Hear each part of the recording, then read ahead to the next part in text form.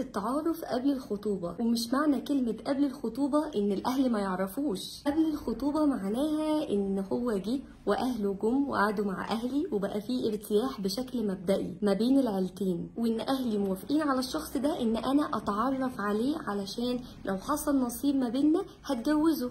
احيانا واحنا عندنا ده كتير في مصر حاجه اسمها قرايه الفاتحه، وساعات بيسموها قرايه الفاتحه على الكلام، ان تمام احنا موافقين كده على العريس ده ولكن في الاول، لكن مفيش خطوبه. وبعدين الشخص ده بيجي وبنقعد احنا الاتنين لوحدنا، ولوحدنا مش معناها ان احنا نبقى قاعدين وقافلين علينا باب، لان دي حاجه اسمها خلوه، والخلوه ما بين رجل اجنبي وامراه اجنبيه حرام. هو هيجي هنقعد كده في الريسبشن عندنا عادي، الباب مفتوح والشبابيك مفتوحه، ولكن واهلي داخلين خارجين علينا، بابا وماما بيقدموا شاي بيجيبوا قهوه، الكلام ده كله اكرام الضيف يعني. ولو الريسبشن بتاعنا واسع كده شويه ممكن بابا وماما يقعدوا كده في مكان يكونوا شايفيننا، لكن مش بالضروري ان هم يكونوا سامعيننا، منعا طبعا للاحراج ومنعا ان انا اقدر اتكلم قدام بابا وماما، اكون على راحتي شويه وهو برده ما يكونش مكسوف.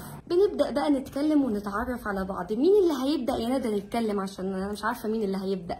لا عادي، بالطبيعي ان يكون الراجل هو اللي بيبدا، ولكن في رجاله كتير جدا بتتكسف وبتتحرج فما بتعرفش تبدا هي او هتقول ايه. فانت ممكن لو انت عندك الشجاعه والقدره انك انت تبداي ابداي، والموضوع ما فيهوش اي احراج خالص، بالعكس ده شخص داخل البيت من بابه، انا لازم اتعرف عليه عشان اعرف انا هكمل فعلا حياتي مع الشخص ده ولا هكون بضيع وقت. طب احنا هنسال يا ندى بعض اسئله هنقول ايه يعني في القعده دي حاجه محرجه جدا؟ لا خالص، مفيش اي احراج. ممكن يسالني عن انت متخرجه من ايه، عندك كام سنه، بتشتغلي ولا لا.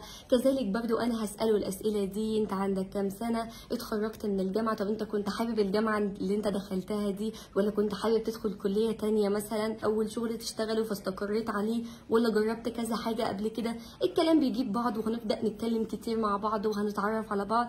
في القعده دي بقى المفروض يحصل يعني نوع من انواع الارتياح، اللي هو لا خلاص انا الشخص ده تمام ممكن اتخطب له. طب انا لو ما ارتحتش او حاسه ان انا لسه يعني ما عرفتش كل حاجه، ممكن نطلب ان احنا نقعد مع بعض مره واثنين وثلاثه على حسب الاهل وعلى حسب العادات والتقاليد يعني بتاعت البيت وبتاعت العيله وبتاعت الاسره والقريه والجو ده. وبالمره برده وانت بتتكلمي معاه كده تعرفي من الاول نظرته لشغل المرأة ايه، يعني هل هو رافض رفض تام انك انت تشتغلي، ولا مثلا سايب الموضوع عايم كده اللي هو لو حابة اشتغلي مش حابة ما تشتغليش، ولا هيقولك اشتغلي واصرفي معايا على البيت.